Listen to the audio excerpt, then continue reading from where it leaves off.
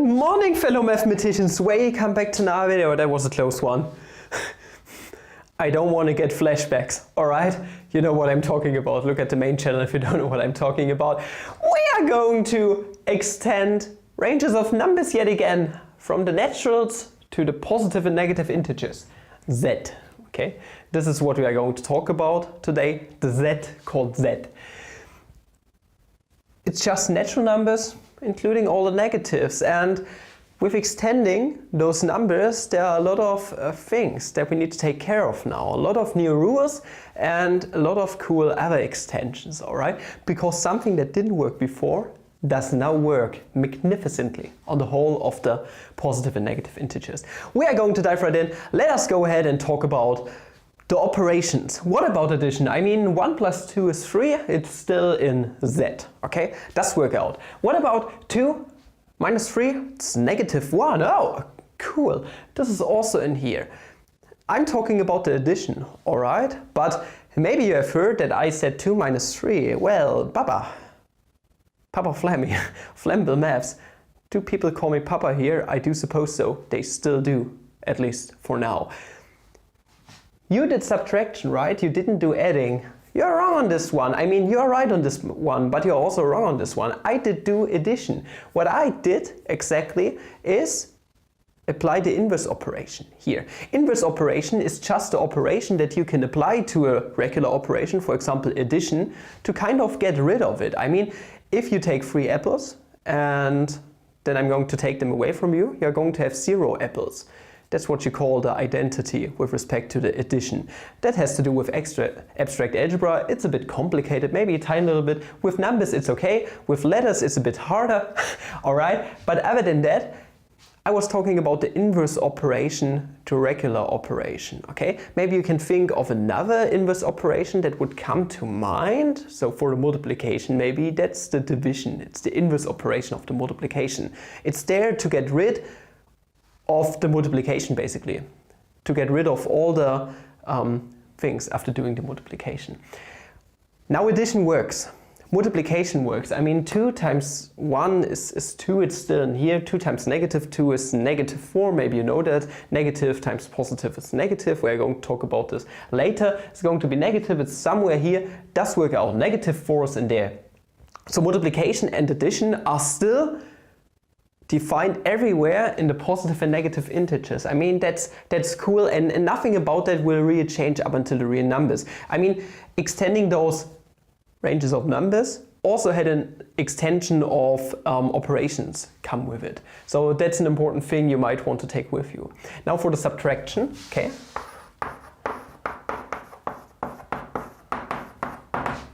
Like I said before, subtraction, marked with a little negative sign, is defined everywhere. I mean, if you take 6 minus 8, it's going to be negative 2, and that's cool and all. It's in here, and it does work for each and every number that we can compute in here with each and every other number under subtraction, which is nothing but addition basically, just the inverse operation.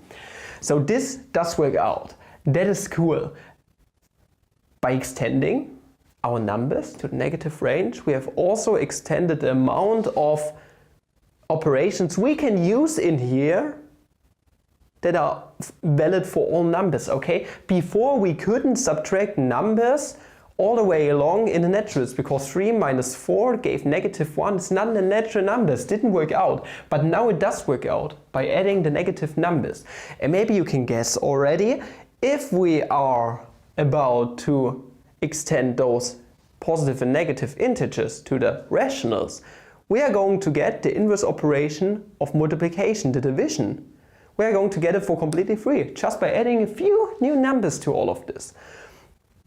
This is a big theory in abstract algebra. This is called ring and field theory, and it's a really big part of mathematics, and it's a really hard part of mathematics. But if you are interested in the more theoretical stuff behind all of this and extending ranges of numbers, then check out abstract algebra. It might be the thing for you. So subtraction works to its fullest now. What about division, for example? Division, does that work out? I mean, here we do not need to use the cancellation rule anymore with respect to the addition, because now it does work out. We can subtract stuff from both sides And it does work out, okay? Doesn't really change the set we are in, okay? Works out for all numbers. But what about division? I mean, what about 5/3 yet again? Just a simple counter example. It's a bit less than 2. It's a bit more than 1. So it's kind of here somewhere. Doesn't work out, okay? Division does still not work out. But what works out is if we can just cancel everything nicely such that we can get a 1 down here. It's the cancellation rule. Yet again, for example, -6 times 2 is, okay, -6 is -3 times 2 times 2. Okay, now we have this 2 cancelling out. -3 times 2 is still -6.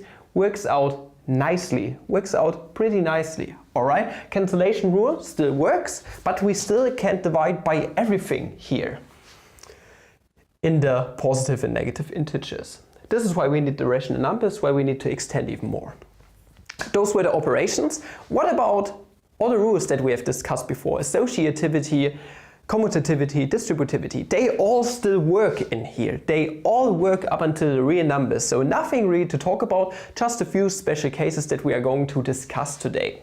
Other than that, yeah, it just is what it is. They work up until the real numbers, and in most cases, if you extend those ranges of numbers, you are just going to keep them preserved up until you reach stuff like quaternions, octonions, septonions, etc. Stuff is going to get worse from there. If you don't know what I'm talking about, activate the auto-generated subtitles and maybe it's going to spit out what I just said. Other than that, just try to Google it and then you can see that associativity is, for example, missing once reaching the quaternions. I think it's the associativity. Never mind. It's really not what we need to talk about here. It's kind of complicated, mate. So, all those rules still work in the positive and negative integers. But here's some stuff that I would like to focus a bit more on. Namely, applying the distributivity, commutativity, associativity to those numbers. Because there's a hidden meaning behind, for example, -2. We can rewrite this boy here into something completely different, okay, into the multiplication of things. Basically, it's just hidden in this notation. That's not black math magic that I'm going to do here. It's just hidden in there, okay? Because this is easier to write than what we are going to write now. -2, we are going to write it as the multiplication of things. Namely, each and every negative number is composed of -1 and just its positive counterpart. Namely, this is -1 times 2. This is all there really is to negative numbers. Those are the negative numbers, all of them. And I mean, if you can handle this, if you know what this right here is and one more rule, then well, you're already done with the positive and negative integers. You can handle all of them. They are so easy to handle once you understand this and one more rule. At first, I would like to show you guys why negative times positive is indeed negative, and it just has to do with this and associativity, I believe. So we are going to dive right in. Let's say we have -2 times 3. Okay, teacher said if you triple your that, then you are going to have -6 zeros. Okay, yeah, I mean, does make sense, at least tight a little bit. But why is it that way? Why do you get even more negative stuff if you multiply some number by a negative number, at least a positive number, by a negative number? Well, let us write things out, okay? -2 is nothing but -1 times 2. -1 times 2 times 3. Don't forget your times 3. Now, 2 times 3, okay, so here we have used the associativity. This is basically just making use of the associativity that what we have done here, all right? So just as a little side note, 2 times 3 is 6, so this makes -1 times 6. Well, a -1 times 6 by this convention is nothing but -6, and then we are done. Did work out, okay? Pretty nicely. And there's one more rule that I'm not going to prove now. I'm going to prove it at the end of this whole range of number sets of numbers series, okay? Why exactly is negative times negative positive? We are just going to take it as a convention for now, and later we are going to actually show it with numbers and without numbers, alright? Or numbers hidden in letters, basically. So negative times negative is going to be positive +1. I'm going to indicate it like this.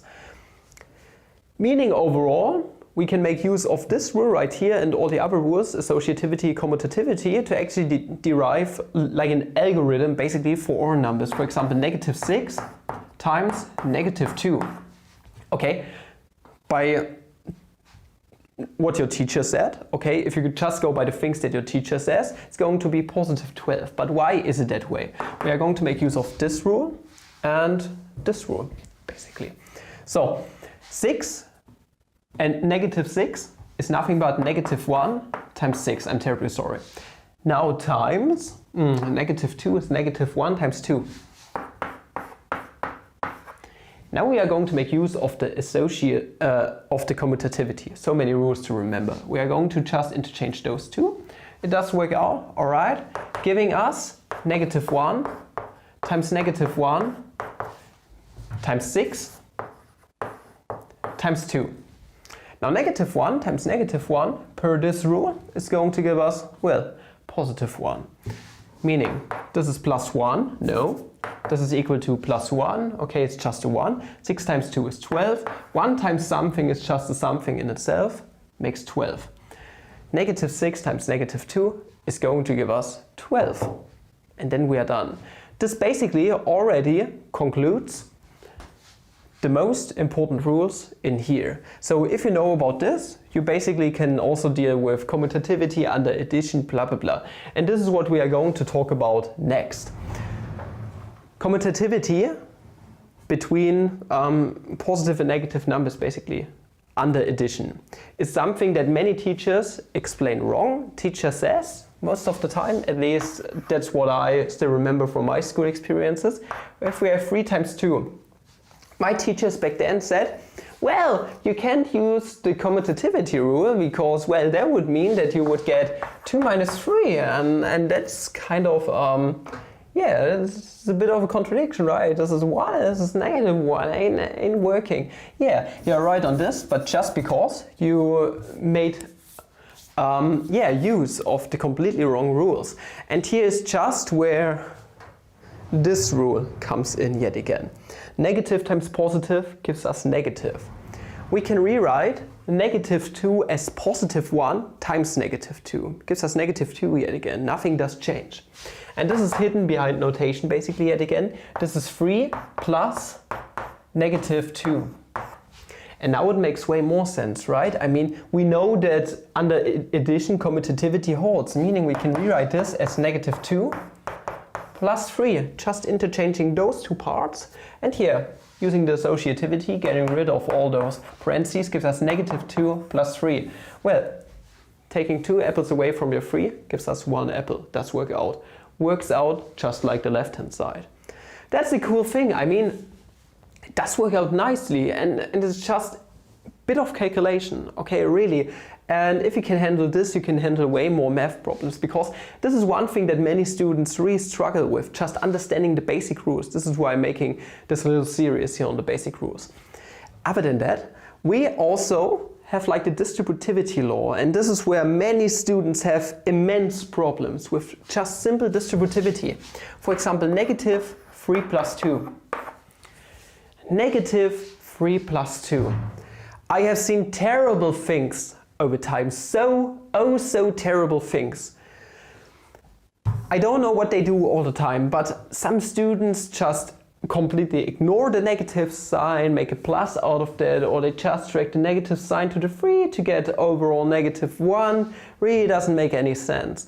All you really need to understand is that 3 plus 2 is just another number, and we are using associativity here.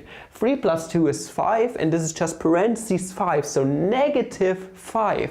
And what is -5 exactly? -5 is parentheses -1, parentheses closed, times 5.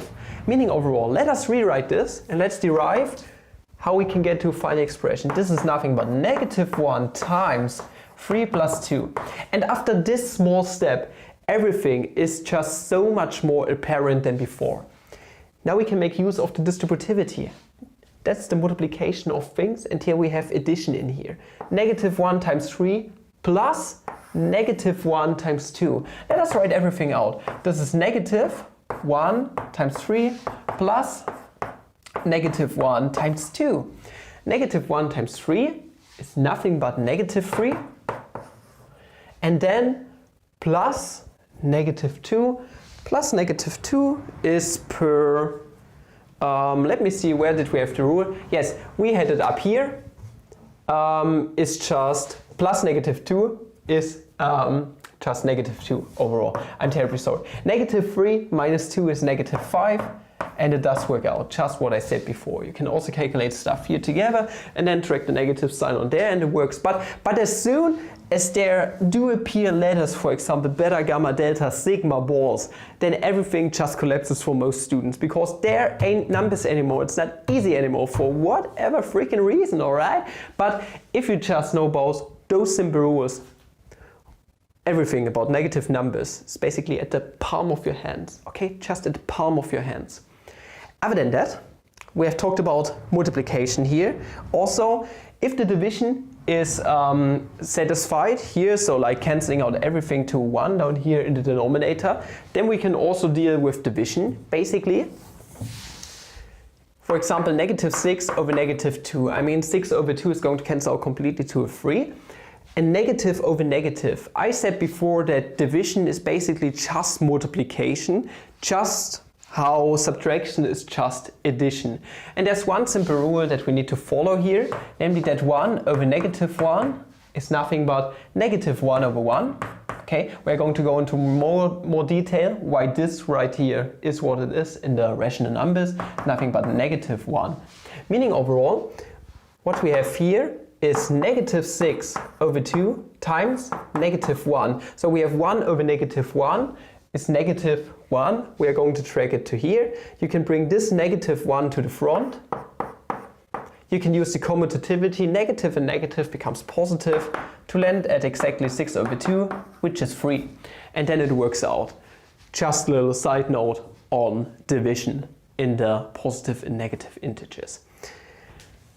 Last two things. The ordering in the positive and negative integers, and also what the 0 is all about here. 0 is just like before. It either destroys everything if you multiply it by it, or it's just indifferent if you add to it. Okay, 3 plus 0 is just 3. Okay, nothing did change. Coolio, we still can divide by it, blah blah blah. 0 is pretty boring, except for the cases when it causes immense troubles for us. Now for the order relation, so greater, less, greater or equal, less or equal to something in the positive and negative integers. Now, I hope you agree with me that if you have $5, then you have more dollars than if you wouldn't have any dollars at all. For example, a debt of $3. So 5 is greater than -3. Okay. So I hope you agree with me that this is indeed true. If you have $5, then you have more dollars than if you would have $3 in debt. Now, what would happen if we were to multiply both sides by -1? Okay, that's the whole point of this order relation stuff here. Order relations work just like before. Okay, you can basically count stuff and then you can put a little ordering in here. Now, if we want to multiply both sides by -1, what is going to happen? We are just going to calculate it and we are going to leave our order relation out of the way for now. That means multiplying both sides by it gives us -1 times 5 and then something, we don't know what it is, -3 times -1. Negative times negative is positive. Okay, so on this side we are going to have 3. And on this side, negative times positive is nothing but positive. Meaning overall, this is negative times positive is nothing but negative, and terribly sorry, leaving us with -5. And now if you have $3, then you do have more money than if you would just have $5 in debt. Meaning 3 is greater or equal to -5. Meaning what to do? Once you multiply both sides by -1 on an order relation, you're going to flip it. Okay, this is just a rule of thumb here, and if you can't remember this for shit, then well, you can just go by this little calculation and then you're already done. Okay, just imagine it with numbers and then you are basically good in all the regular sets of numbers. And this concludes my little talk about the positive and negative integers. I hope you did enjoy this video. If you did, please like, subscribe, recommend channel. If you like, don't forget to buy those new algebra merch. It looks pretty good. And also check out the main channel, subscribe to it. If you did enjoy the video, then please watch it to your fullest. Watch it several times to increase the watch time here for the YouTube algorithm. And other than that, leave some feedback down below. And I'm going to see you in the next video. Ciao. Have a Flammy day.